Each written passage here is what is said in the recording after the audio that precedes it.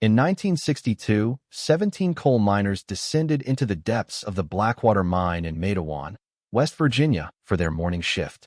None of them ever came back up. The official report blamed a catastrophic methane explosion that collapsed 3 tunnels, sealing the miners inside. The company paid settlements to the families. The mine was permanently closed, and Matawan moved on from its tragedy. But 50 years later, when the county sheriff was reviewing old archives, he found something that contradicted everything the town had been told. A sealed room deep underground that had never been touched by any explosion. What he discovered inside would force him to reopen a case that powerful people had spent 50 years trying to bury, and prove that sometimes the deadliest secrets are the ones closest to home. Kindly subscribe to the channel right now as we speak, as we are aiming to reach 1,000 subscribers. Yes, right now, thank you. Sheriff Danny Morrison had been putting off cleaning out the old file room for 3 years, but the new computer system meant all the paper records had to be sorted, scanned, or thrown away. It was tedious work that he'd been doing in chunks after his regular shifts when the county building was quiet and he could think. The basement storage room smelled like dust and old paper with boxes stacked floor to ceiling dating back to the 1940s. Most of it was routine stuff.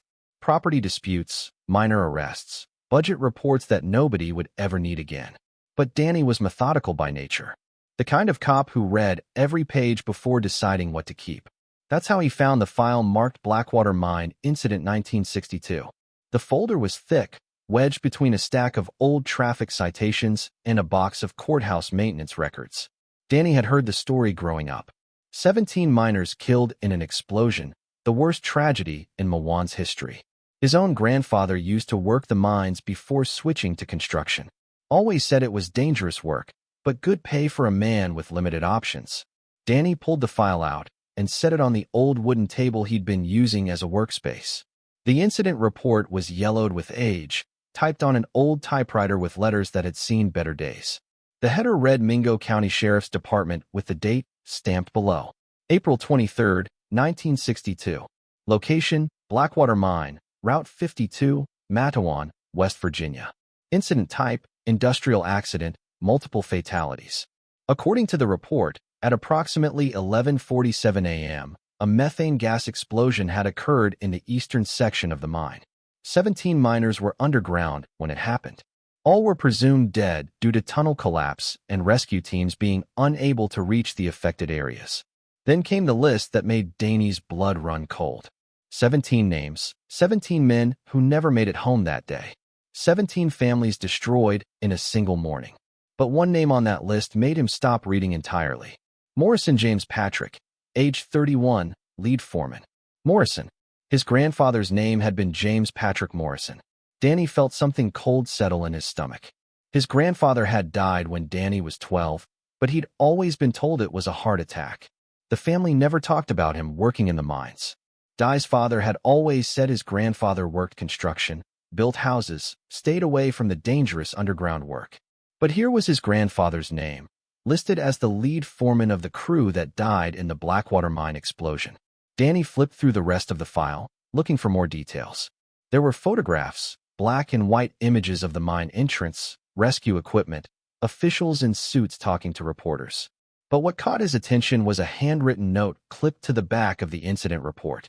Investigation incomplete. Recommend further inquiry into company safety protocols and timeline of events. Several discrepancies noted in witness statements. Deputy R. Collins. Below that in different handwriting. Case closed by order of Sheriff Hawkins. No further investigation required. Danny stared at the note. Someone had wanted to investigate further, but had been told to stop. Why would a sheriff shut down an investigation into 17 deaths? He kept reading. The next document was a settlement agreement between Cumberland Coal Company and the families of the victims. Each family received $5,000, a significant amount in 1962, but not enough to compensate for losing a husband and father. What was strange was how quickly everything had been settled. The explosion happened on April 23rd. By May 15th, less than 3 weeks later, all the families had signed settlement agreements and the mine had been permanently sealed. Danny had investigated enough industrial accidents to know they usually took months or years to resolve, especially ones involving multiple fatalities. Companies fought payouts. Insurance companies demanded extensive investigations. Families hired lawyers and filed lawsuits. But the Blackwater mine case had been wrapped up in less than a month. At the bottom of the file was a manila envelope marked Evidence Property of Cumberland Coal Company. Inside were what looked like geological survey reports, pages covered with technical diagrams and mineral composition analyses that Danny couldn't understand. But one phrase kept appearing throughout the surveys: high-grade uranium ore deposits. Estimated value $2.3 million per ton. Danny sat back in his chair, the pieces clicking together in his mind. In 1962, uranium was incredibly valuable. The Cold War was at its peak. Nuclear weapons were being built as fast as possible, and uranium deposits were strategic resources.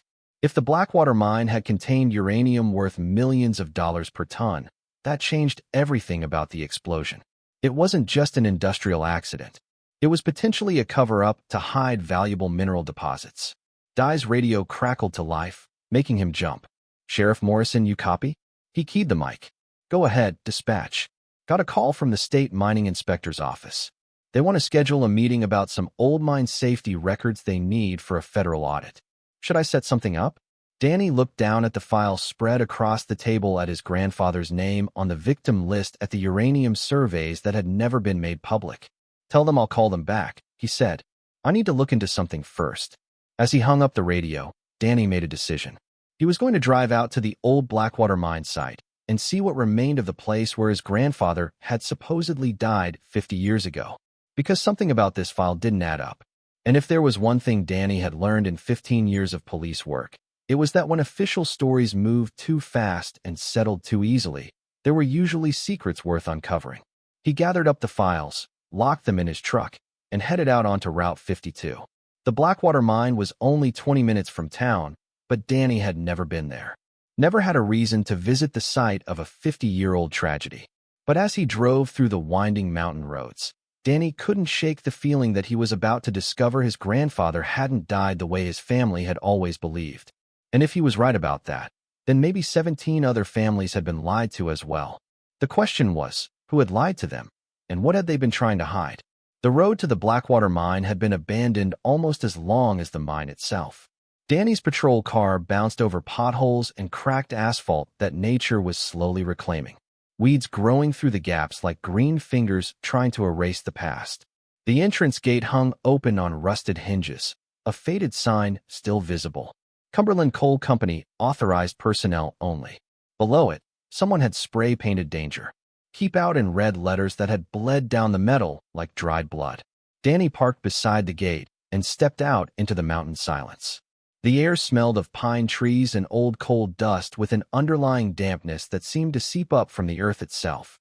50 years of weather had softened the industrial scars, but the bones of the operation were still visible. Concrete foundations where buildings had stood, rusted rail tracks that once carried coal cars, and in the distance, the dark mouth of the mine shaft sealed behind a wall of concrete and steel. He walked up the gravel road, his boots crunching on stones mixed with coal fragments that still littered the ground. The deeper he went into the site, the more wrong everything felt. Danny had seen other abandoned mines during his time as sheriff, places that had been shut down due to declining coal prices or environmental regulations. Those sites looked like what they were, industrial operations that had simply stopped working. Equipment left where it fell. Buildings stripped of valuable materials. Gradual decay setting in over years or decades. But the Blackwater mine looked different. It looked like it had been abandoned in a hurry. Near what had once been the main office building, Danny found scattered papers half buried under decades of leaves. Most were too damaged to read, but he could make out fragments, timesheets, safety reports, personnel records. The kind of paperwork that companies usually secured or destroyed when closing down operations. More concerning was what he found near the sealed mine entrance. Concrete blocks and steel reinforcement that looked far more extensive than necessary for a simple closure. This wasn't just sealing a dangerous mine shaft. This looked like someone had been determined to make sure nothing could ever get in or out. Danny walked around the perimeter of the seal, studying the construction. The concrete was poured thick with steel beams welded across the opening in a crosshatch pattern. But what caught his attention were the dates stamped into the concrete at ground level, April 24th, 1962, and April 25th, 1962. April 24th and 25th, 1962. The day after the reported explosion, and the day after that. Danny frowned. According to the file he'd read, rescue operations had continued for several days after the explosion as teams tried to reach the trapped miners. But if they'd started sealing the mine entrance less than 24 hours after the incident, how could there have been any rescue attempts?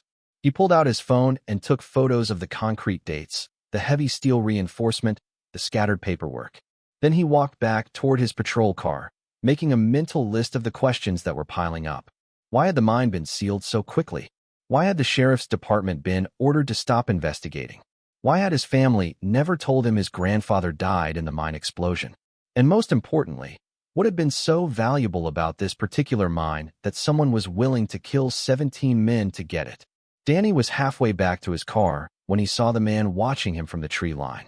The figure was maybe 60 yards away, partially hidden behind a cluster of pine trees, tall, thin, wearing work clothes and a baseball cap pulled low over his face. When Danny raised his hand in a wave, the man stepped back deeper into the woods. "Hey," Danny called out. "You need something?" No response. The man melted back into the trees like he'd never been there. Dai's hand moved instinctively to his service weapon. In 15 years of law enforcement, he developed good instincts about when situations were about to turn dangerous. Something about the way the man had been watching, patient, careful, like someone with experience staying hidden, set off alarm bells. Danny walked quickly back to his patrol car, keeping his eyes on the tree. As he got in and started the engine, his radio crackled. "Sheriff Morrison, you there? Go ahead. Got a call from someone asking about your location. Said he was from the state mining office. Wanted to know if you were investigating old mine sites today." Danny felt his chest tighten. Did he give a name? Said his name was Henderson, but when I asked for a callback number, he said he'd call back later and hung up. Danny looked back toward the tree where the man had been watching. No state mining inspector would be lurking in the woods at an abandoned mine site. And how had anyone known he was here? "Copy," Danny said. "I'm heading back to the office."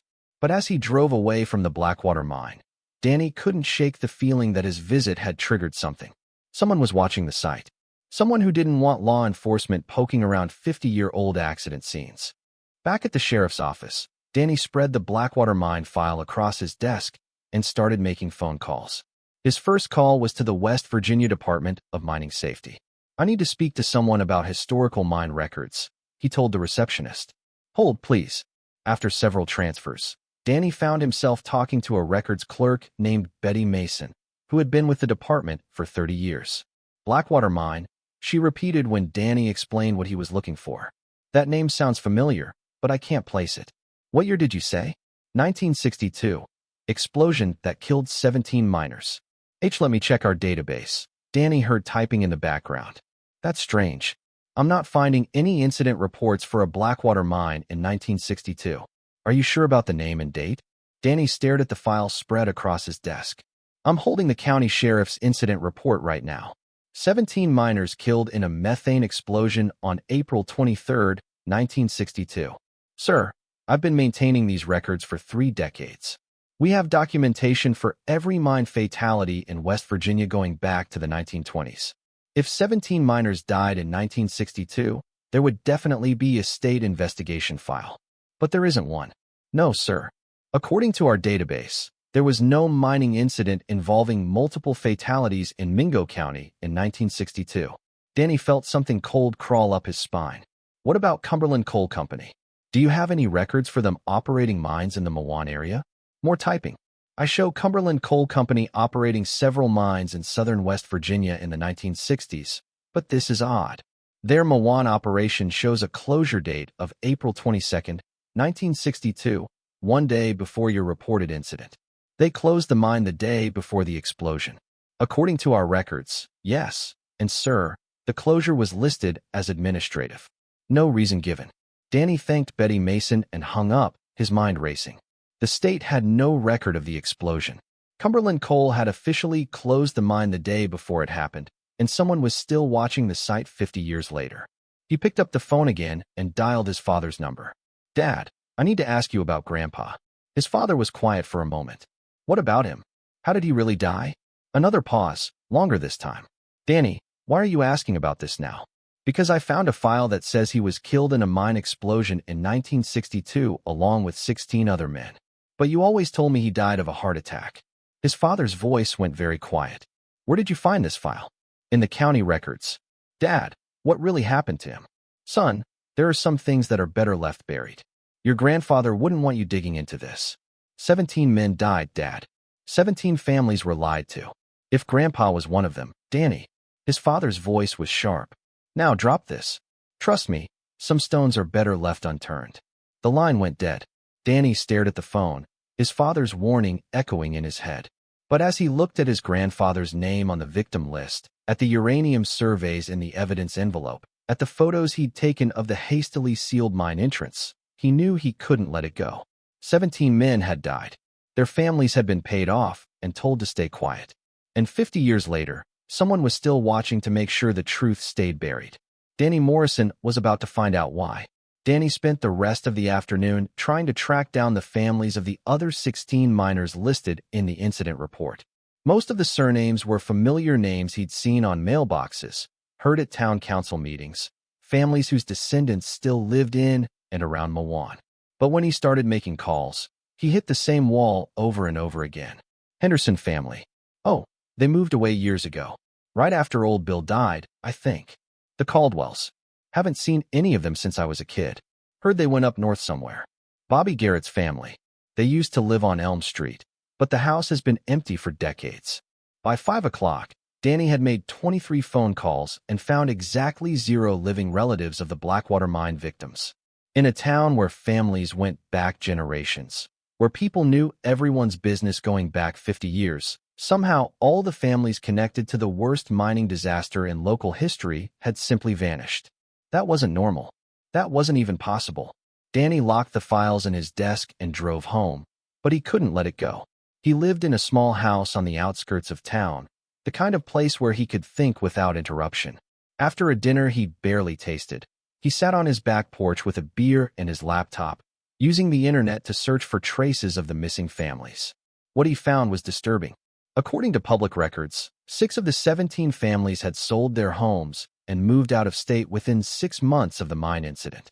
3 more had relocated within West Virginia, but to counties far from Metawan. The remaining 8 families had simply disappeared from the records entirely. No forwarding addresses, no death certificates, no trace of what had happened to them. Danny had investigated enough missing persons cases to know that entire families didn't just vanish without leaving some kind of paper trail. People had social security numbers, tax records, medical files. Someone always knew something. But the families of the Blackwater mine victims had been erased as thoroughly as if they'd never existed. His phone rang, interrupting his research. The caller ID showed a number he didn't recognize. Sheriff Morrison. That's right. My name is Carl Hutchins. I heard you've been asking questions about the old mine incident. Danny sat up straighter. Who told you that? Word travels fast in a small town, Sheriff. I was wondering if we could meet and talk. There are some things you should know before you dig too deep into this. What kind of things? The kind that got a lot of good people hurt back in 1962. The kind that could still get people hurt today. Danny felt his pulse quicken. Are you threatening me, Mr. Hutchins? No, sir. I'm trying to warn you. There's a difference. Where do you want to meet? You know the old diner on Route 119, about 10 miles north of town. I'll be there at 8 o'clock. Come alone and don't tell anyone where you're going. The line went dead before Danny could respond.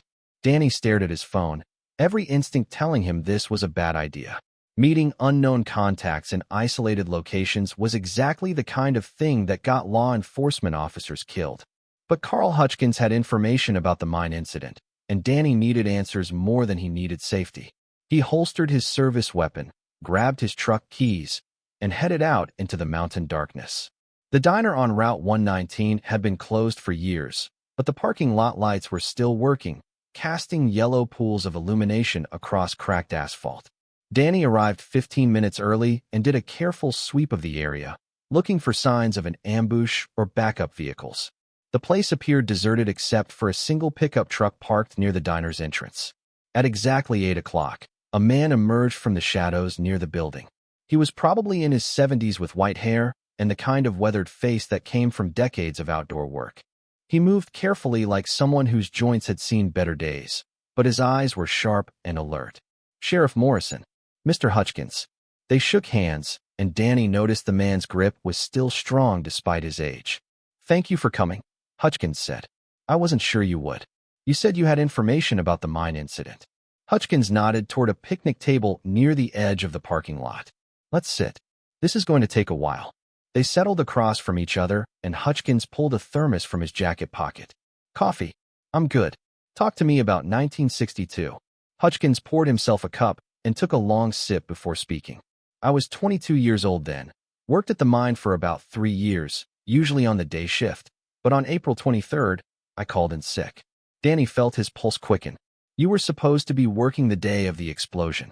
Should have been down there with the rest of them. James Morrison was my shift supervisor. Good man. Fair boss. If I hadn't had food poisoning that morning, I'd be dead, too. So, you believe the explosion really happened? Hutchins laughed bitterly. Sheriff, there was no explosion. The words hung in the night air like a physical thing. Danny leaned forward. What do you mean? I mean, those 17 men didn't die in any methane blast. They were murdered, shot down in the tunnels like dogs, and then buried behind concrete and steel so nobody could ever find the bodies. Dye's mouth went dry. How do you know this? Because I saw it happen. Hutchins sat down his coffee cup and looked Danny in the eye. I may have called in sick, but I couldn't sleep that morning. Felt guilty about leaving my crew short-handed, so around noon, I drove out to the mine to see if they needed me for the afternoon shift. He paused, his hands shaking slightly as he picked up the thermos again. When I got there, I heard gunshots coming from underground. Not 1 or 2 shots, a lot of them. Like a war was happening down in those tunnels. What did you do?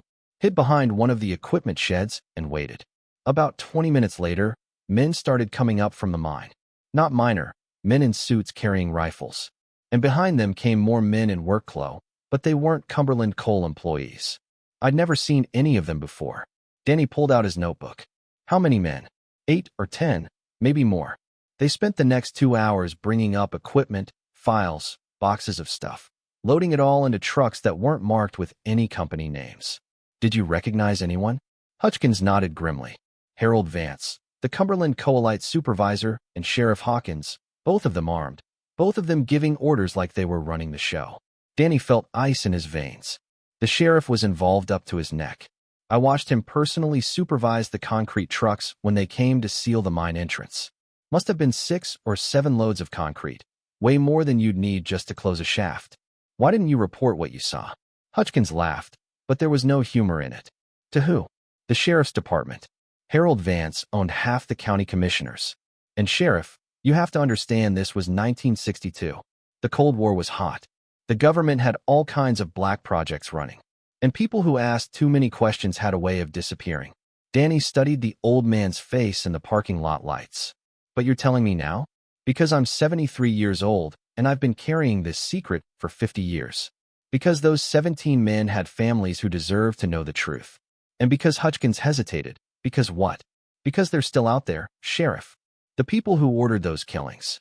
Maybe not the same individuals, but the same organizations, the same interests. And if you keep digging into this, they're going to come for you the same way they came for anyone else who got too close to the truth. Danny leaned back, his mind reeling. Mr. Hutchins, if what you're telling me is true, we're talking about mass murder and a conspiracy involving local law enforcement and federal agencies. That's exactly what I'm telling you. Why should I believe you? Hutchins reached into his jacket and pulled out a small metal object, setting it on the picnic table between them. It was a brass shell casing, tarnished with age, but still clearly marked with caliber and manufacturer information. I picked this up outside the mine entrance that day, Hutchins said. Figured someday someone might need proof that those men were shot, not killed in any explosion. Danny picked up the shell casing, turning it over in his hands. It was .306 caliber military issue, the kind of ammunition used in government-issued rifles. There's something else, Hutchins said. Something that might help you understand why they were willing to kill 17 men to keep it secret. He pulled out a folded piece of paper yellow with age. I managed to grab this from one of the boxes they were loading into the trucks. Geological Survey Report. Danny unfolded the paper and read by the light of his phone. The document was technical, full of mining terminology he didn't understand, but one section was circled in red ink. High-grade uranium, or concentration 2.7% by weight. Estimated reserves 47,000 tons. Current market value $127 million. Danny whistled low. $127 million in 1962. Worth maybe 10 times that in today's money, Hutchins said. And Sheriff, that was just the uranium.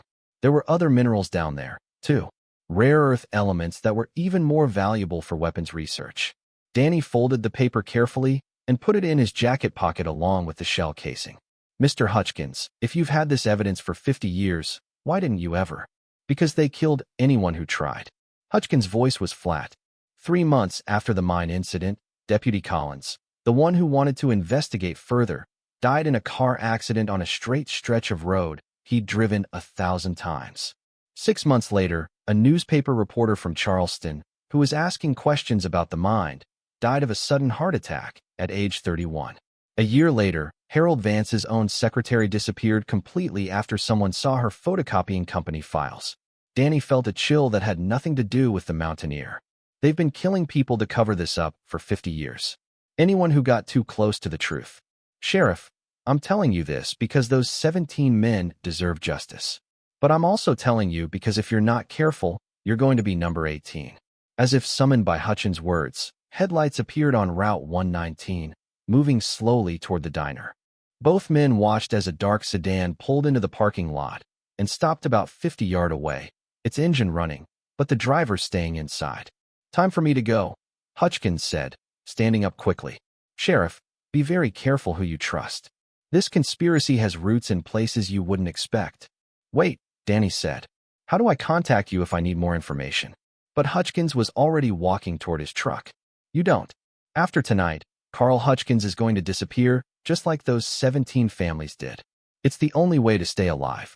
He got in his truck and drove off, leaving Danny alone in the parking lot with a dark sedan and a shell casing that proved 17 men had been murdered for a uranium deposit worth over $1 billion. In today's money, the sedan's driver door opened, and a man in a suit stepped out. Danny's hand moved to his service weapon as the man walked slowly across the parking lot toward him. Sheriff Morrison, the man called out, I think we need to talk. The man in the suit was younger than Danny had expected, maybe 45, with the kind of clean-cut appearance that screamed federal agent. He walked with the confident stride of someone who was used to being in control of situations. His hands visible, but ready to move quickly if needed. Agent James Crawford, FBI, he said, pulling out a badge wallet. Mind if we have a conversation? Danny kept his hand near his weapon. Depends on what kind of conversation you have in mind. The kind where I explain why poking around in 50-year-old mining accidents might not be in your best interest or the best interest of your community. Is that a threat, Agent Crawford? Crawford smiled, but it didn't reach his eyes. It's practical advice from someone who knows more about the Blackwater situation than you do. Danny studied the man's face in the parking lot lights. How did you know I was here? We've been monitoring communications related to the Blackwater mine since this morning. Your phone calls to the state mining office triggered some automated flags in our system. Your system? What system would that be? Crawford gestured toward the picnic table where Danny had been sitting with Hutchins. Mind if we sit? This might take a few minutes. Against his better judgment, Danny nodded. They sat across from each other, and Crawford pulled out a manila folder from his jacket. Sheriff Morrison, what I'm about to tell you is classified information that I'm sharing with you as a professional courtesy. The Blackwater mine incident in 1962 was part of a federal operation related to national security interests during the Cold War. What kind of operation? Crawford opened the folder and showed Danny a document with heavy black redactions covering most of the text. Uranium extraction for weapons development. The miners who died weren't victims of an industrial accident. They were casualties of a necessary operation to secure strategic materials for the defense of the United States. Danny felt anger building in his chest. You're telling me the federal government murdered 17 miners? I'm telling you that during the Cold War, difficult decisions had to be made to protect national security. The uranium deposits at Blackwater were critical to our nuclear weapons program. When the miners discovered the true nature of what they were extracting, they became a security risk. So, you killed them. Crawford's expression didn't change. The operation was carried out by contractors working under federal authority. The miners were offered relocation packages to other parts of the country with new identities and financial compensation. Most accepted, some didn't. Danny pulled out his notebook. Carl Hutchins said he saw men with rifles coming up from the mine. He said he heard gunshots. Crawford closed the folder.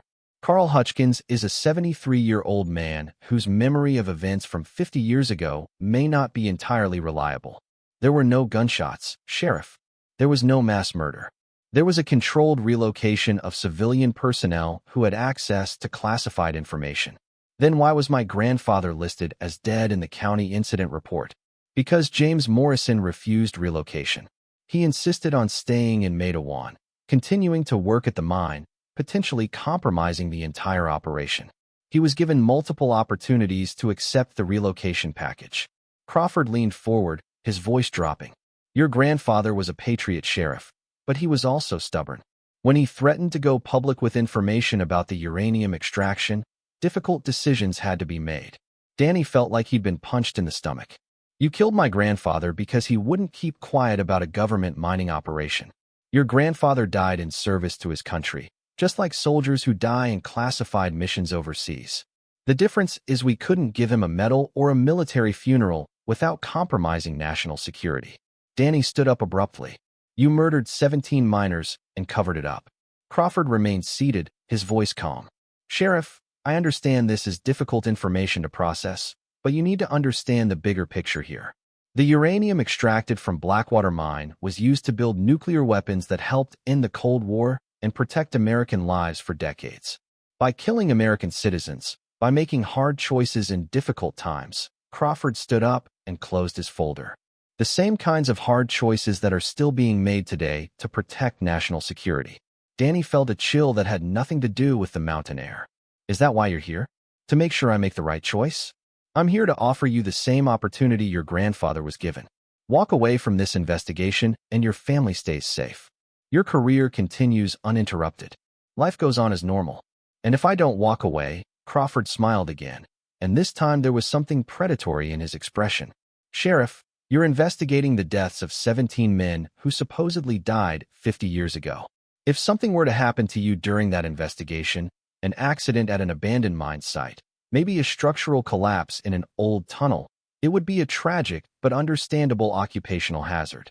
Dai's hand moved to his service weapon. Now, that definitely sounds like a threat. It's a reality check, Crawford said. The people who ordered the Blackwater operation are still alive, still in positions of power, still making decisions about national security. They've spent 50 years protecting this secret, and they're not going to let a small-town sheriff expose it now. Crawford walked back toward his sedan, then turned around. You have 24 hours to decide, Sheriff. After that, the offer expires. What offer? The offer to walk away and live a long, quiet life. Crawford got in his car and rolled down the window. Oh, and Sheriff Carl Hutchins won't be available for any more conversations. He's decided to take an extended vacation out of state permanently. The sedan pulled away, leaving Danny alone in the parking lot with a shell casing in his pocket and the terrible understanding that he was now a target in a conspiracy that had been killing people for 5 decades. He got in his truck and drove home, his mind racing. Crawford's story about voluntary relocation didn't match what Hutchins had told him about gunshots and bodies. But Crawford's threats were very real, and the implication that Hutchins had been eliminated or forced to disappear was terrifying. Back at his house, Danny sat at his kitchen table and spread out everything he'd learned. The county incident report with his grandfather's name, the geological survey showing uranium deposits worth billions, the shell casing Hutchins had given him, and the photos he'd taken of the hastily sealed mine entrance. The evidence pointed to mass murder and a federal cover-up, but Crawford's warning made it clear that pursuing the truth could get Danny killed, just like it had gotten others killed over the past 50 years. Danny's phone rang, startling him. The caller ID showed his father's number. Danny, are you all right? I'm fine, Dad. Why? Because I just had a visit from 2 men in suits who said you were investigating dangerous criminal activity related to the old mine. They wanted to know if you'd said anything to me about what you found. Danny felt his blood turn to ice. What did you tell them? I told them you hadn't shared any details with me, which is true. But Danny, these men, they weren't local law enforcement. They knew things about our family, about your grandfather, that nobody should know. What kind of things? They knew about the heart attack story.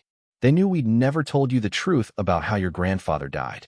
And son, they knew your mother's maiden name, where she went to school, where she worked before she married me. They knew details about our lives that felt like threats. Danny closed his eyes. The conspiracy wasn't just coming for him. They were putting pressure on his family to make sure he backed down. Dad, I need you and Mom to go visit Aunt Sarah in Charleston for a few days right now. Danny, what have you gotten yourself into? I found out what really happened to Grandpa, and now the people who killed him are threatening anyone who might help me expose the truth. His father was quiet for a long moment. Son, your grandfather tried to do the right thing 50 years ago. It got him killed. Don't make the same mistake. Maybe it's time someone finished what Grandpa started. Danny, please think about your family. Think about the people in this town who depend on you. Is digging up 50-year-old secrets worth risking all of that? Danny looked at the evidence spread across his kitchen table at his grandfather's name on the victim list at the shell casing that proved 17 men had been murdered for uranium deposits. Yeah, Dad, I think it is. After hanging up, Danny made two decisions. First, he was going to find a way to get into the sealed Blackwater mine and document what was really down there. Second, he was going to find out if any of the 17 miners had actually survived the 1962 incident and been forced into hiding like Carl Hutchins claimed. Because Agent Crawford had made one mistake during their conversation. He'd mentioned that some of the miners had accepted relocation packages and moved to other parts of the country with new identities. If that was true, then some of the Blackwater victims might still be alive. And if Danny could find them, he might be able to get the testimony he needed to expose 50 years of murder and cover-ups. But first, he had to make sure his parents got out of town before the federal agents decided they were liabilities that needed to be eliminated. Danny grabbed his keys and headed back out into the mountain darkness. He had less than 24 hours to decide whether to walk away or fight, and he'd already made his choice. Danny's first stop was his parents' house, a small brick ranch on the outskirts of town where he'd grown up. The porch light was on, and through the front window, he could see his father sitting in his recliner, staring at the television without really watching it. His mother answered the door in her bathrobe, her face tight with worry. Danny, what's going on? Your father won't tell me anything about those men who came by. Mom, I need you and Dad to pack a bag and drive to Charleston tonight. Stay with Aunt Sarah for a few days. Why? What's happening? Danny's father appeared behind her, his expression grim. Because our son has decided to poke a hornet's nest that's been quiet for 50 years. James Morrison was my grandfather, Danny said. I have a right to know how he really died. His father stepped onto the porch and closed the door behind him. Danny, let me tell you something about your grandfather that I never wanted you to know. He was a good man, but he was also stubborn as a mule. When he got an idea in his head about right and wrong, nothing could change his mind. That sounds like something to be proud of. It is, but it's also what got him killed. His father's voice dropped to a whisper. Your grandfather found something in that mine that he wasn't supposed to see. Government men came and told him to keep quiet, offered him money to relocate the family.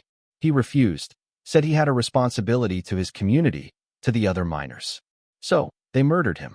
They made him disappear along with anyone else who wouldn't take their money and keep their mouth shut. His father gripped Danny's shoulder. Son, I was 10 years old when it happened.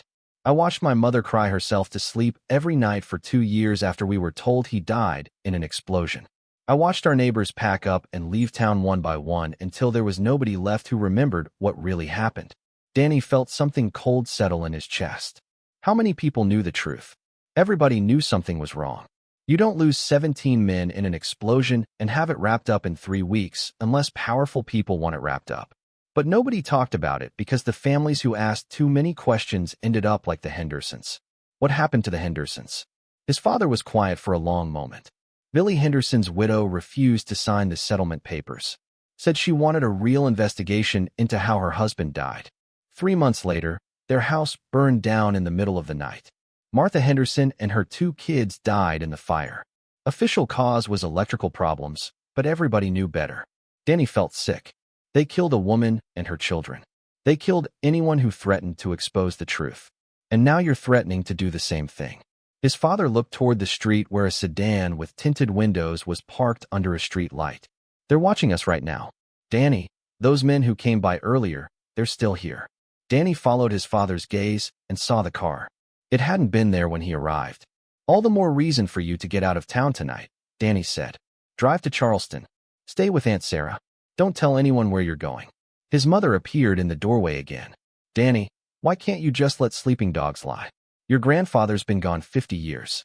Digging this up won't bring him back, but it might bring justice for 17 families who were lied to and threatened into silence.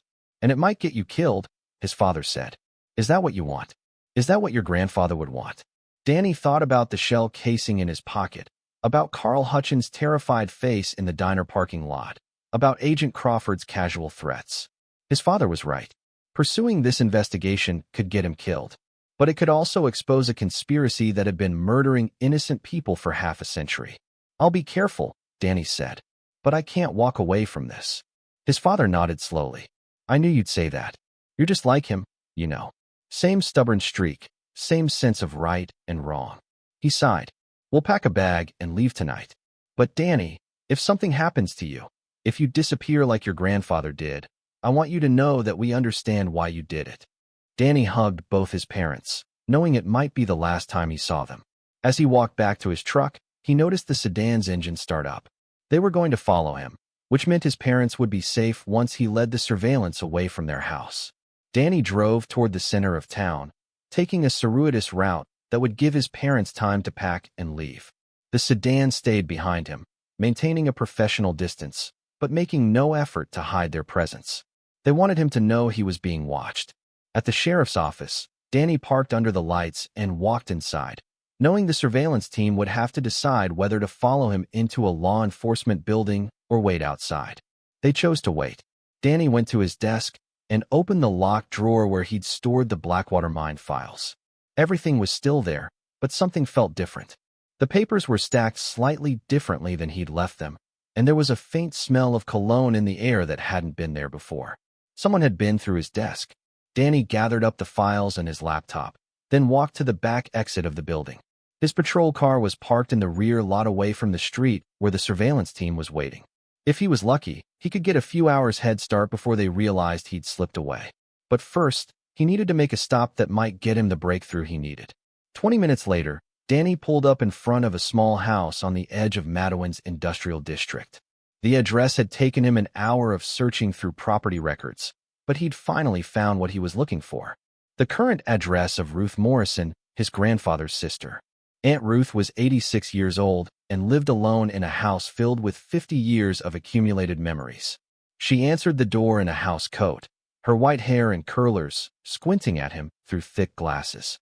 "Danny, what are you doing here at this hour?" "Aunt Ruth, I need to ask you about Grandpa James." Her expression changed immediately, weariness replacing confusion. "What about him?" "I found the real file about how he died. I know about the mine, about the uranium, about what really happened to those 17 men." Ruth Morrison looked past Danny toward the street, checking for surveillance, then pulled him inside and locked the door behind him. "You shouldn't be here," she said. "They're probably watching." "Who's watching?" "The same people who've been watching our family for 50 years. The same people who made sure nobody ever talked about what really happened at Blackwater." Ruth led him to the kitchen and put on a pot of coffee, her hands shaking slightly as she worked. "Danny, there are things about your grandfather that your father doesn't know. Things I promised never to tell anyone." "What kind of things?" Ruth sat down across from him at the kitchen table. "Your grandfather didn't just refuse to take their money and keep quiet. He was documenting everything that happened at that mine. He had proof of the uranium extraction, proof of the government involvement, proof of the cover-up." Danny leaned forward. "What happened to the proof?" "He hid it somewhere safe. Somewhere he thought nobody would ever find it." Ruth's eyes filled with tears. "The night before he died, he came here and gave me a key. Said if anything happened to him, I should give it to someone who could use it to get justice for the other families." She stood up and walked to an old grandfather clock in the corner of the kitchen. Behind the pendulum taped to the back panel was a small brass key. "I've been carrying this secret for 50 years, Ruth said, handing Danny the key. "Waiting for someone in the family to be brave enough to finish what James started." Danny turned the key over in his hands. It was old and tarnished with numbers etched into the metal. 247. "What does it open?" Ruth smiled for the first time since he'd arrived. Your grandfather rented a safety deposit box at the First National Bank in Logan County under a false name. Everything he documented about Blackwater is in that box. Danny felt his pulse quicken. What name did he use? Patrick Morrison, his middle name, and our maiden name. Ruth gripped his hand. Danny, if what's in that box is as damaging as your grandfather believed, the people who killed him won't hesitate to kill you, too. I know, but Aunt Ruth, if I don't do this, they'll keep killing people to protect their secret. How many more Carl Hutchinses are going to disappear? How many more families are going to be threatened into silence? Ruth nodded slowly. Your grandfather would be proud of you and terrified for you. She walked to the window and peered through the curtains. There's a car across the street that wasn't there when you arrived. Danny joined her at the window. A different sedan was parked under a street light, engine running. They found me, he said, which means they'll be watching the bank tomorrow. Then you'll have to be smarter than they are, Ruth said. The same way your grandfather was smarter than them for 50 years. Danny kissed his aunt on the cheek and headed for the back door. If anyone asks, I was never here. Danny, Ruth called after him. Be careful, and remember your grandfather didn't die for nothing if you can finally get justice for those 17 families. Danny slipped out the back door and through Ruth's neighbor's yard, making his way to where he'd parked his patrol car 3 blocks away. The surveillance team would be watching the front of Ruth's house, waiting for him to leave the way he'd come in. As he drove toward Logan County and the First National Bank, Danny realized he was now carrying the key to evidence that could expose a 50-year government conspiracy involving mass murder and corporate cover-ups. But he was also being hunted by federal agents who had been killing witnesses for half a century. The race was on to see who would get to James Morrison's safety deposit box first, Danny or the people who had murdered his grandfather to keep him from opening it. The First National Bank in Logan County opened at 9 a.m., but Danny arrived at 7:30 to study the building and plan his approach. The surveillance sedan had followed him partway, but disappeared once he crossed county lines, which meant they either had other assets in place or they were confident they knew where he was going. Danny parked 2 blocks away and walked through the early morning mist that clung to the mountains around Logan. The bank was a small brick building from the 1960s, the kind of place where safety deposit boxes were accessed through a basement vault that probably hadn't been updated since his grandfather's time. At 8:45, Danny watched from across the street as 2 men in suits entered the bank. They weren't customers. Their posture and the way they scanned the interior screamed federal agents. Crawford's people had beaten him there. Danny's radio crackled. Sheriff Morrison, this is dispatch. We've got a situation at the Blackwater mine site. Someone called in suspicious activity. Possible break-in. Danny keyed the mic. What kind of suspicious activity? Callers said they saw lights moving around inside the sealed entrance. Might be kids, but the property owner wants it checked out. Danny felt his stomach drop. The timing was too convenient. I'm in Logan County on official business. Send Deputy Williams to check it out. Williams is responding to a domestic disturbance. You want me to call the state police? Negative. I'll handle it when I get back. But Danny knew the call was fake. Crawford's people were trying to draw him away from the bank back to the mine where they could isolate him and eliminate the problem permanently, which meant whatever was in his grandfather's safety deposit box was dangerous enough to kill for. At exactly 9 a.m., Danny walked into the First National Bank. The 2 federal agents were standing near the customer service desk showing badges to the bank manager. Danny couldn't hear their conversation, but he could see the manager nodding nervously and pointing toward the basement stairs. Danny approached the teller window with the key Ruth had given him. I need to access a safety deposit box, please. The young teller looked past Danny toward the federal agents, uncertainty crossing her face. Sir, I think you need to speak with Mr. Patterson, our manager. He's dealing with some kind of situation right now regarding the safety deposit boxes. What kind of situation? I'm not sure. Those men said something about a federal investigation into fraudulent accounts. Danny felt ice in his veins. Crawford's people were trying to seize his grandfather's box before he could access it. In a few minutes, 50 years of evidence would disappear into federal custody and never be seen again. Danny pulled out his sheriff's badge. This is related to an ongoing criminal investigation in Mingo County. I need immediate access to box 247 under the name Patrick Morrison.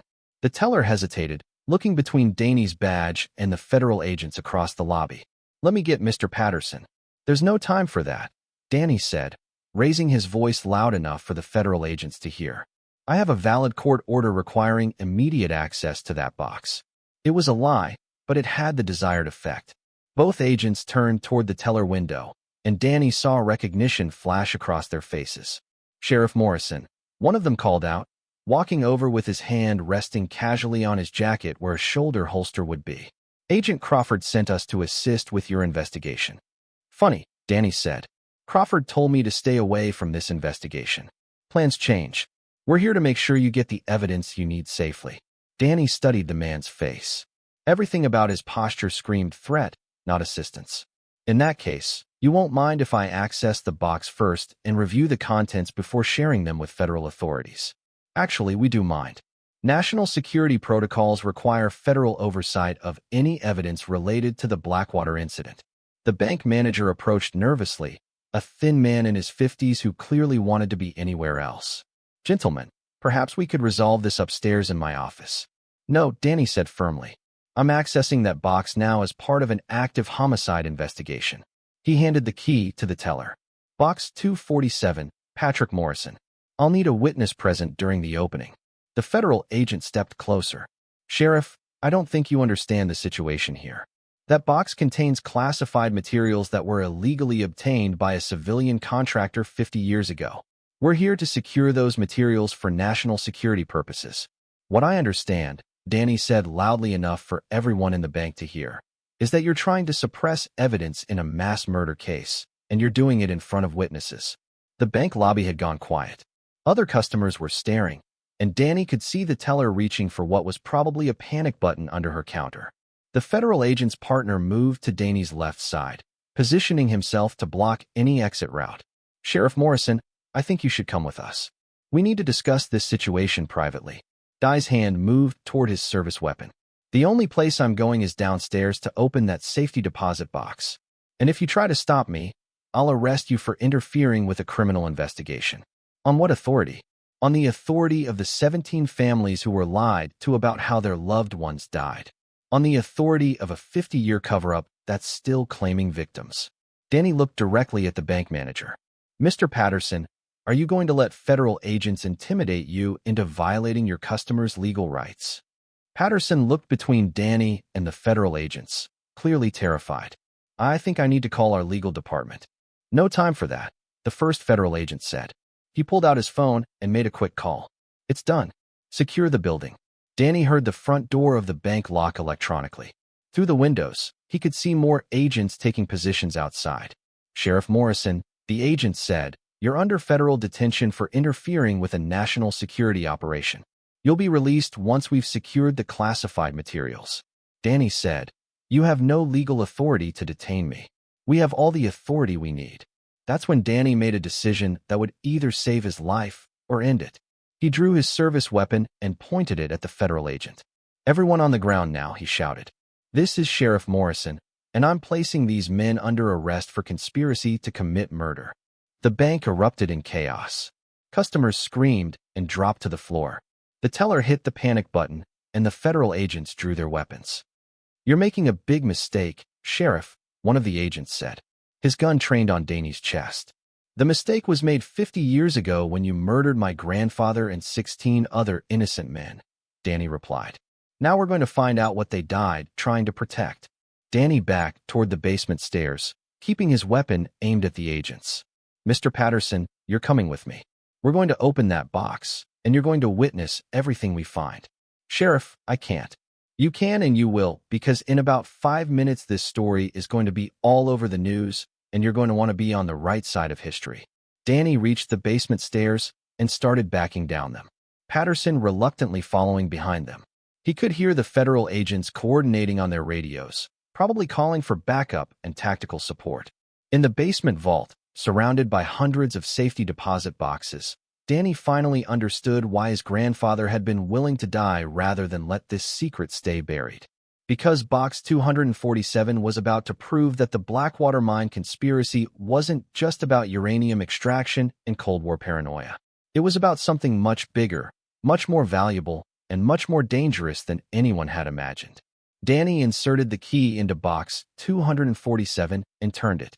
The lock clicked open and 50 years of secrets were about to see daylight for the first time since James Morrison had sealed them away. The safety deposit box was larger than Danny had expected and heavier. Patterson helped him carry it to the examination table in the center of the vault, both men's hands shaking as they set it down. From upstairs, Danny could hear the federal agents coordinating their response, their voices echoing down the stairwell. They were probably sealing the building and calling for tactical backup, but Danny had maybe 10 minutes before they decided to storm the basement vault. "Mr. Patterson," Danny said, "I need you to document everything we find in this box. Take photos with your phone, make notes, whatever you can do. If something happens to me, this evidence needs to get to the media." Patterson nodded nervously and pulled out his phone. Danny lifted the lid of the safety deposit box and felt his breath catch in his throat. The box was filled with documents, photographs, and what appeared to be geological samples wrapped in cloth bags. But on top of everything was a letter addressed to whoever finds this in his grandfather's handwriting. Danny unfolded the letter carefully and read aloud. "If you're reading this, it means I'm dead and the people responsible for the Blackwater Mine murders are still covering up their crimes. My name is James Patrick Morrison, and I was the lead foreman at Blackwater Mine when 17 good men were killed on April 23, 1962. What I'm about to tell you will sound impossible, but every word is documented in this box. The Blackwater Mine wasn't just extracting uranium for nuclear weapons. We found something else down there, something that the government and private contractors have been killing people to hide for 50 years. We found rare earth elements in concentrations that shouldn't exist in nature, elements that are essential for advanced electronics, satellite communications, and weapon systems that wouldn't be invented for decades. Someone knew those elements were there before we did." Danny looked up at Patterson, who was recording everything with his phone. "Keep going," Patterson whispered. Danny continued reading. "On April 20th, 1962, 3 days before the murders, government scientists arrived at the mine with equipment I'd never seen before. They took core samples from the deepest tunnels and confirmed what they already suspected. The Blackwater Mine contained enough rare earth elements to supply the entire U.S. military for decades. But here's what they didn't expect. We miners had been talking to each other about the strange rocks we'd been finding. Some of us had taken samples home to show our families. A few had even taken samples to geology professors at the state university.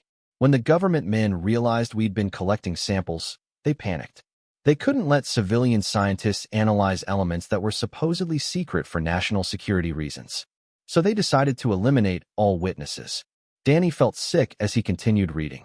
"They offered us relocation packages first, new identities, government jobs in other states, enough money to set up our families anywhere we wanted. Most of the men were tempted. It was more money than any of us had ever seen. But I knew something was wrong. If the government was willing to pay 17 families to disappear, whatever was in that mine was worth far more than they were telling us. So I started documenting everything. I hid core samples, photographed the mining equipment, copied geological surveys, and recorded conversations with the government scientists. Everything is in this box, along with proof that the methane explosion was actually a coordinated execution carried out by federal contractors." Dai's hands were shaking as he reached the final paragraph.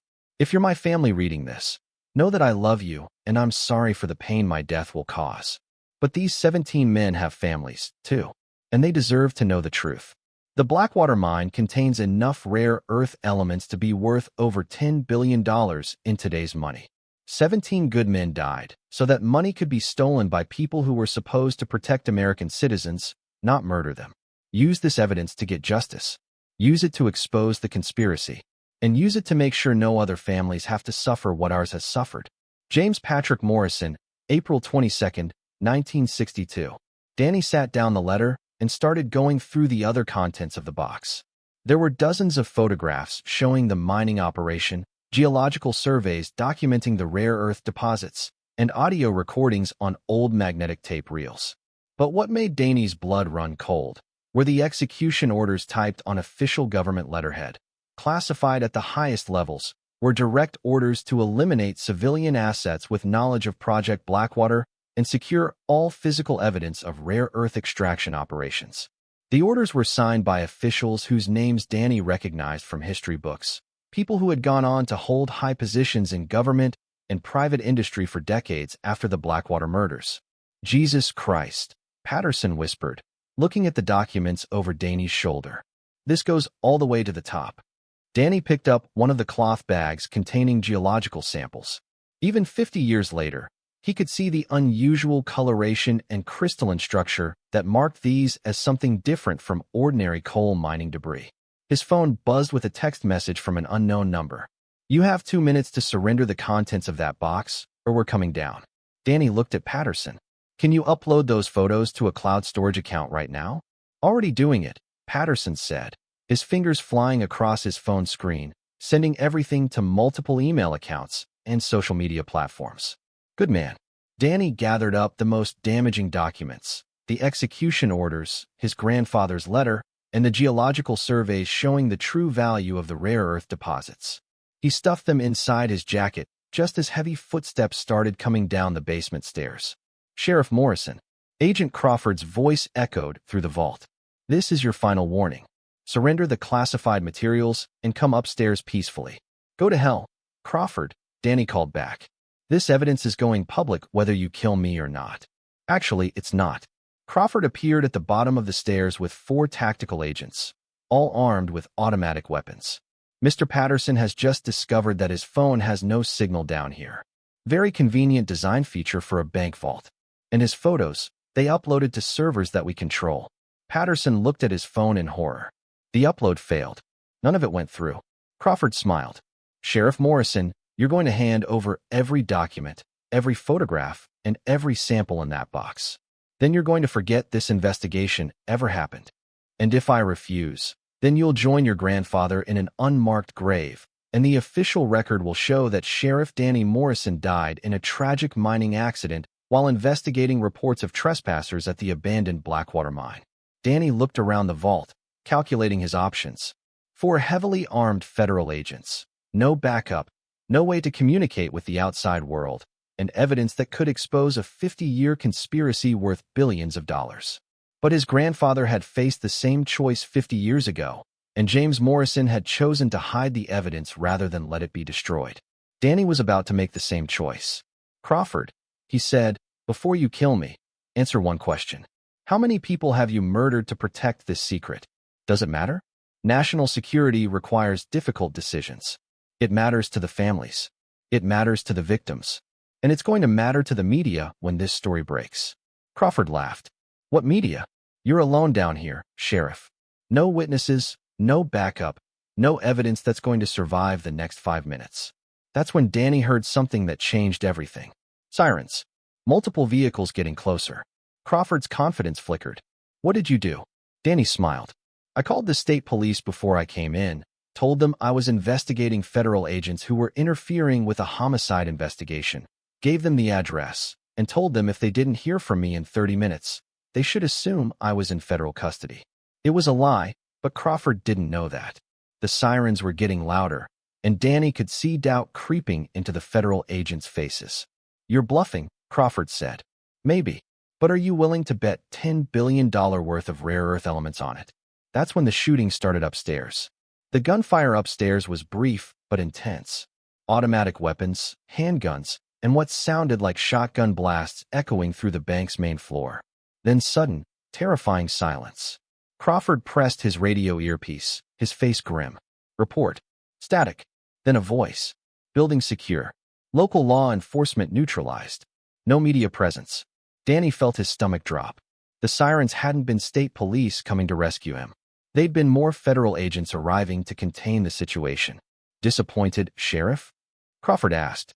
"Did you really think we'd operate for 50 years without learning how to handle local law enforcement interference?" Danny's mind raced. If Crawford's people had neutralized local law enforcement, that meant other cops were dead or wounded because of his investigation. The weight of that responsibility hit him like a physical blow. "How many?" Danny asked quietly. "How many what? How many cops did you kill?" Crawford shrugged. "Does it matter? They were casualties in a national security operation, just like you're about to be." Danny looked at Patterson, who had gone pale and was backing toward the far wall of the vault. The bank manager clearly understood that he was about to become another casualty in a conspiracy that had been claiming victims for half a century. Mr. Patterson, Danny said, I'm sorry you got involved in this. So am I, Crawford said. But witnesses are liabilities, and we don't leave liabilities behind. That's when Danny noticed something Crawford hadn't seen. Patterson's phone was still recording. The upload might have failed, but the local recording was still running, capturing everything Crawford had just said about killing law enforcement officers. Danny needed to buy time and get more evidence on that recording. Crawford, before you kill us, satisfy my curiosity about something. How long has this operation been running? Just since 1962. Crawford checked his watch impatiently. Sheriff, we don't have time for humor a dead man. The rare earth elements in Blackwater. When did the government first know they were there?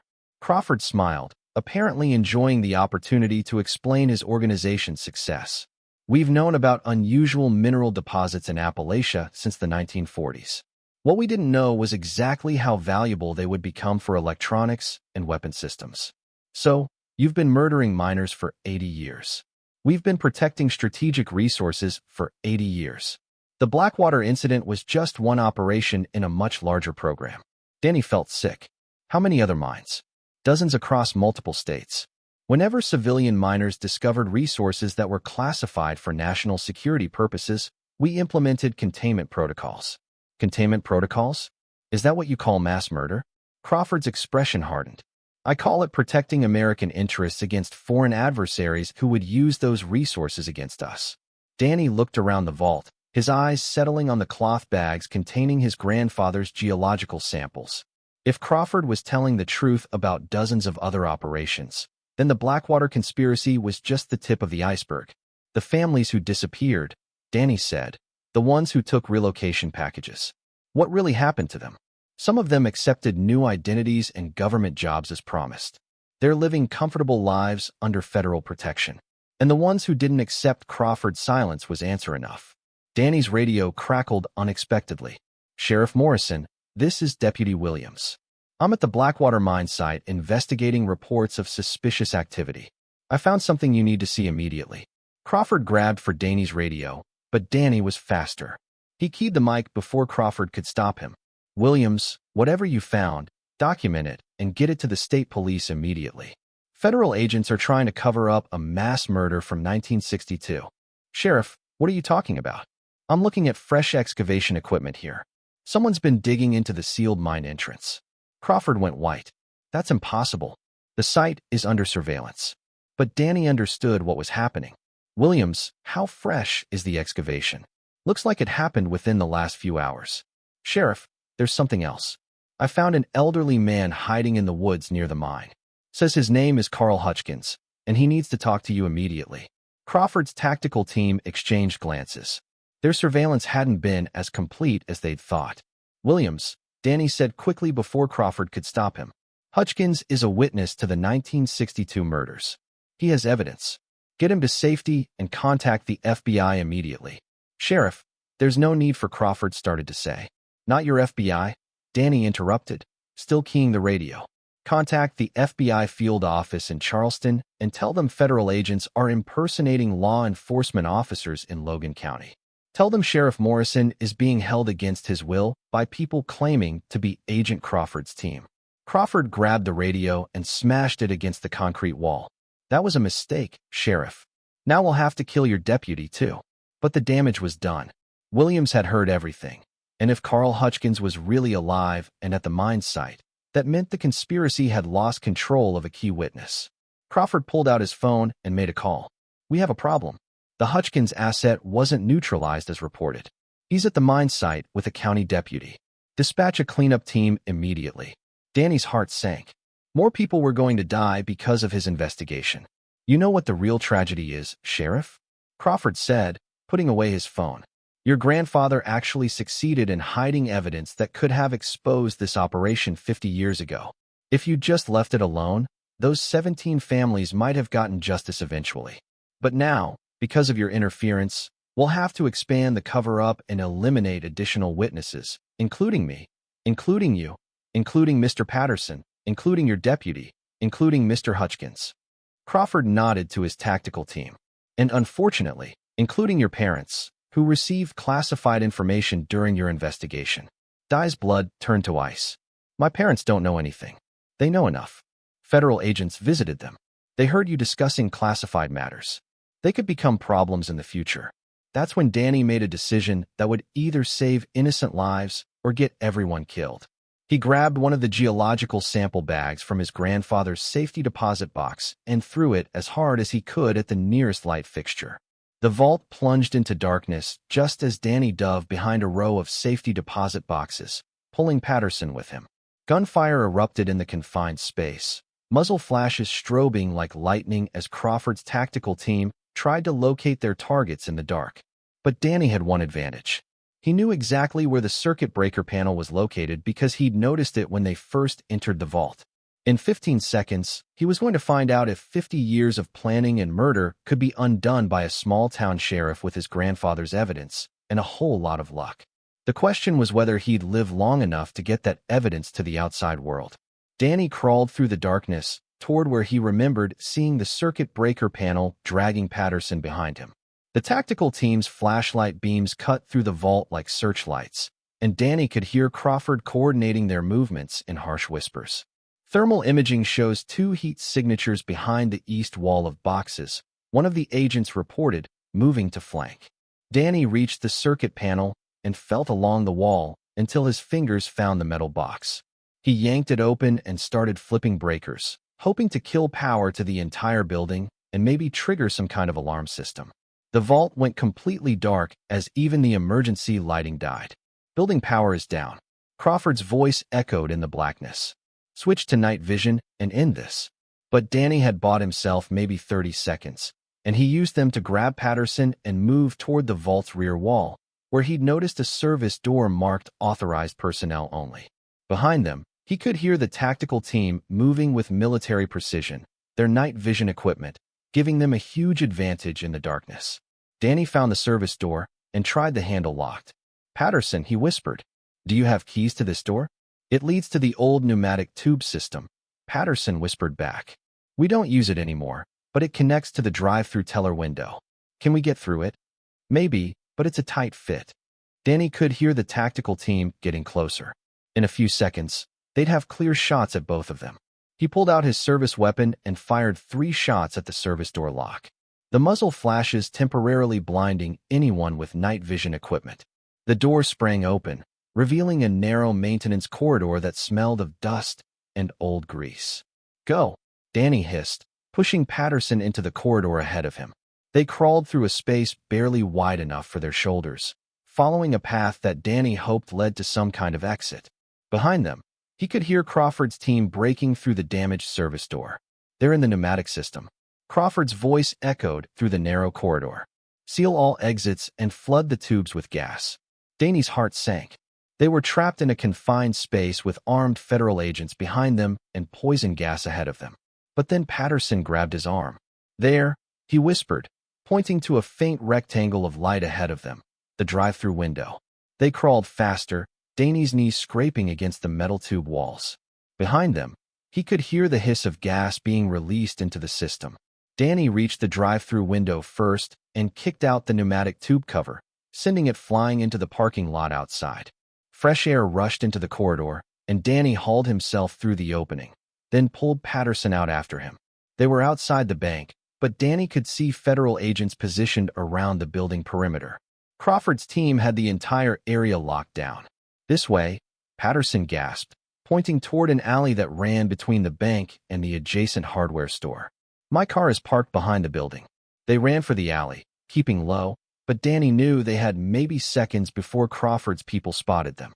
He still had his grandfather's evidence stuffed inside his jacket, but it wouldn't do any good if they were both killed before they could get it to the media. That's when Danny heard the sound of helicopters approaching. But these weren't federal helicopters. As they got closer, Danny could see news station logos on their sides. "How the hell?" Patterson gasped. Dye's radio had been destroyed, but Patterson's phone had been recording everything Crawford said about killing law enforcement officers and covering up mass murder. Even though the upload had failed, the local recording was still intact, and apparently someone had been monitoring police communications. The first helicopter to land in the bank parking lot was from WCHS-TV in Charleston. A news crew jumped out and started filming everything. The federal agents, the sealed bank building, and Danny Morrison emerging from an alley with evidence of a 50-year conspiracy. Sheriff Morrison, a reporter called out. Channel 8 News. We received reports of federal agents shooting at local law enforcement. Can you comment? Crawford appeared at the bank entrance, his face twisted with rage. But with news cameras rolling and helicopters circling overhead, he couldn't simply execute Danny and Patterson in broad daylight. Those men are federal fugitives. Crawford shouted to the news crew. They're in possession of stolen classified materials. What classified materials? The reporter shouted back. What's this about a mining conspiracy? Danny realized this was his chance. With live television cameras rolling, Crawford couldn't stop him from telling the truth. My name is Sheriff Danny Morrison of Mingo County, he called out, pulling his grandfather's letter from his jacket. I have evidence that federal agents murdered 17 coal miners in 1962 to cover up the theft of rare earth elements worth over $10 billion. The news crew surged forward. Cameras focused on Danny as he held up the documents. This letter was written by my grandfather, James Patrick Morrison, the night before he was murdered by federal contractors. It documents a conspiracy involving the illegal extraction of strategic minerals and the systematic elimination of civilian witnesses. Crawford was shouting into his radio, probably calling for backup or air support, but it was too late. The story was already going live on television. More helicopters were arriving, state police, additional news crews, and what looked like genuine FBI agents responding to reports of rogue federal operatives. Dai's phone, which he'd somehow managed to keep during the escape from the bank vault, suddenly rang. The caller ID showed Deputy Williams. Sheriff, are you all right? I'm watching you on the news right now. Williams, where are you? Still at the Blackwater mine with Carl Hutchins. Sheriff, you need to know. We opened the sealed mine entrance. There are bodies down there. 17 bodies still in their work clothes, all with gunshot wounds. Danny felt vindication and horror in equal measure. Are you recording everything? Video, photos, everything. But Sheriff, there's something else. Hutchins says there are documents hidden in the mine that prove this conspiracy goes way beyond Blackwater. He says there are dozens of other sites, hundreds of other victims. Danny looked at Crawford, who was now surrounded by state police officers and reporters. The federal agent's career was over, but the conspiracy he represented was much larger than one operation. Williams, secure that crime scene and don't let anyone near it except state police investigators, and get Hutchins somewhere safe. These people have been killing witnesses for 50 years. Already done, Sheriff. State police are en route, and I've got Hutchins in protective custody. Danny hung up and turned to face the news cameras again. With the world watching, he was going to expose every detail of the Blackwater mine conspiracy and challenge the federal government to explain 50 years of murder and cover-ups. But as he began reading his grandfather's letter aloud on live television, Danny knew this was just the beginning. Crawford had mentioned dozens of other mining operations, hundreds of other victims, and a conspiracy that reached the highest levels of government. The Blackwater mine murders were about to become the thread that unraveled one of the longest-running cover-ups in American history. And somewhere in Washington, D.C., very powerful people were probably making decisions about how to contain the damage before it destroyed careers, corporations, and government agencies that had been built on 50 years of stolen resources and murdered witnesses. The question was whether Danny Morrison would live long enough to see justice for his grandfather and the 16 other men who had died trying to protect the truth.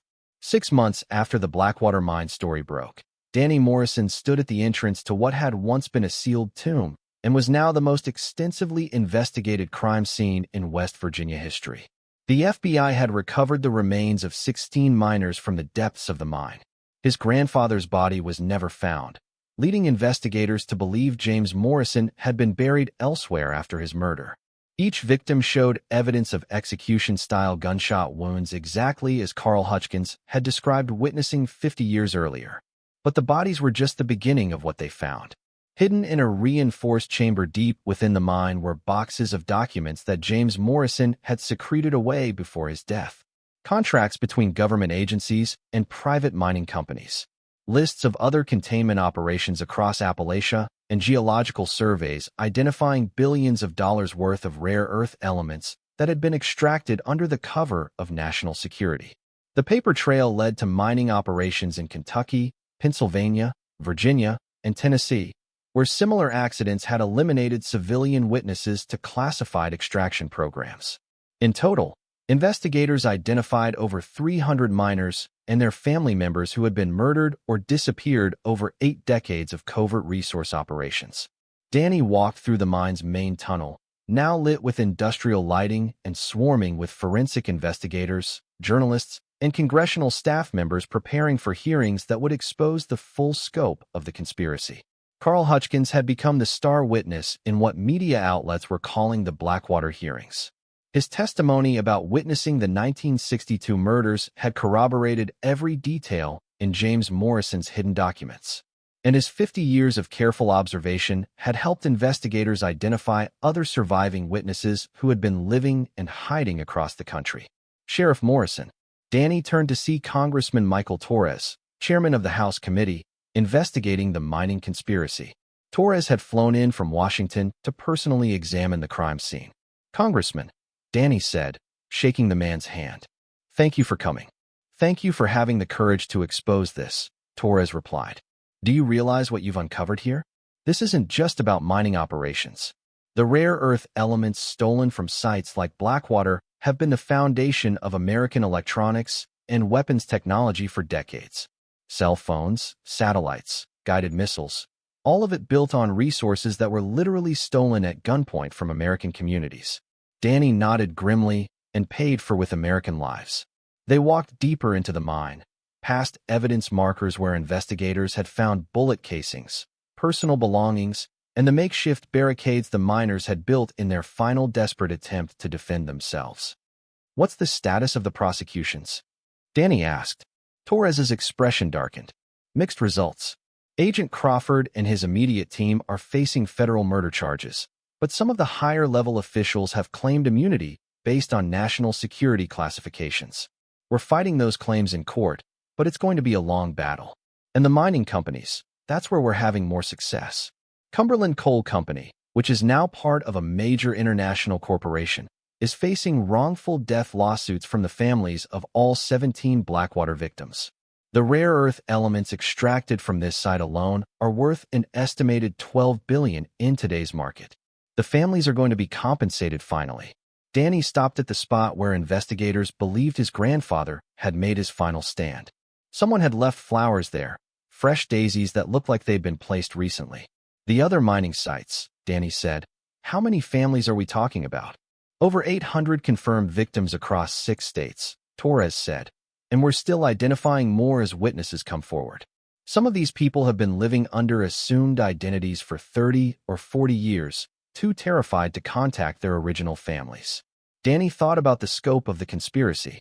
Decades of systematic murder, entire communities destroyed, families torn apart, all to steal natural resources that belong to the American people. "Congressman, what guarantees do we have that this won't happen again?" Torres pulled out a thick folder from his briefcase. "This is legislation we're introducing next month, the James Morrison Transparency Act. It will require congressional oversight of all federal resource extraction operations, mandate public disclosure of geological surveys on federal lands, and establish protection programs for civilian witnesses to government operations. Named after my grandfather, named after all of them," Torres said. "James Morrison, Carl Hutchins, and every person who had the courage to preserve evidence and tell the truth despite threats to their lives." They emerged from the mine into the afternoon sunlight, where Danny could see tourists and journalists still gathering to document the site, where one of America's longest-running conspiracies had finally been exposed. His phone buzzed with a text message from his father. "Watching the congressional hearings on C-SPAN, your grandfather would be proud." Danny smiled. His parents had returned from Charleston after Crawford's arrest, and the Federal Protection Program had relocated them to a secure location while the investigation continued. But the daily threats and surveillance were over. The conspiracy had been too thoroughly exposed to continue operating in the shadows. Sheriff Morrison, a young woman approached them, notebook in hand. "I'm Jennifer Walsh from the Washington Post. I'm working on a book about the Blackwater conspiracy. Could I ask you a few questions?" Danny had given hundreds of interviews over the past 6 months, but he still found it surreal that his grandfather's hidden evidence had become the basis for congressional investigations, federal prosecutions, and now books about government cover-ups. What do you want to know? What made you decide to keep investigating even after federal agents threatened your life? Danny thought about the question for a moment, looking back toward the mine entrance where 17 men had died trying to protect the truth. I think about my grandfather's letter, he said. The last thing he wrote was, "Use this evidence to get justice. Use it to expose the conspiracy and use it to make sure no other families have to suffer what ours has suffered." That's not just advice.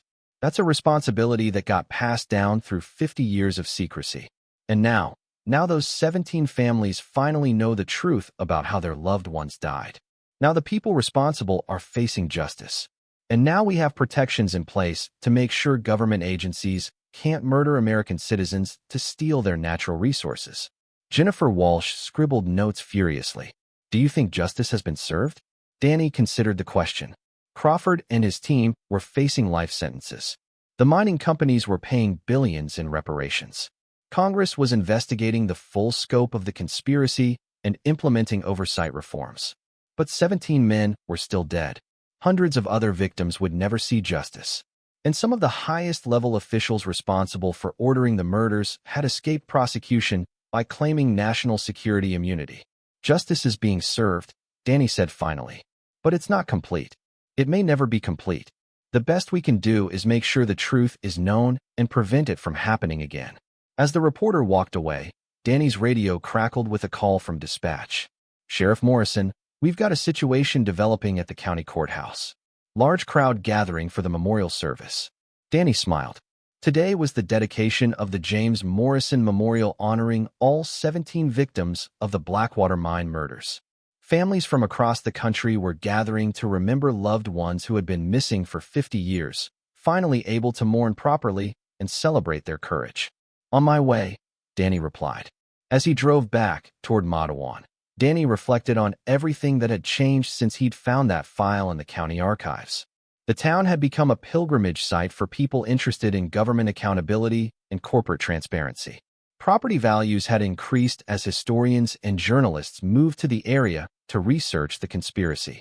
Most importantly, families that had been scattered and traumatized for decades were finally reconnecting and healing. At the courthouse, Danny found hundreds of people gathered around a simple granite memorial that listed the names of all 17 Blackwater victims. But what moved him most was seeing Carl Hutchins standing beside the memorial, no longer in hiding, finally able to honor the men he'd watched die 50 years ago. Sheriff, Hutchins said as Danny approached, thank you for finishing what your grandfather started. Thank you for preserving the evidence that made it possible. They stood together in silence for a moment, reading the names carved into the granite. James Patrick Morrison was listed first, identified as lead foreman and truthkeeper.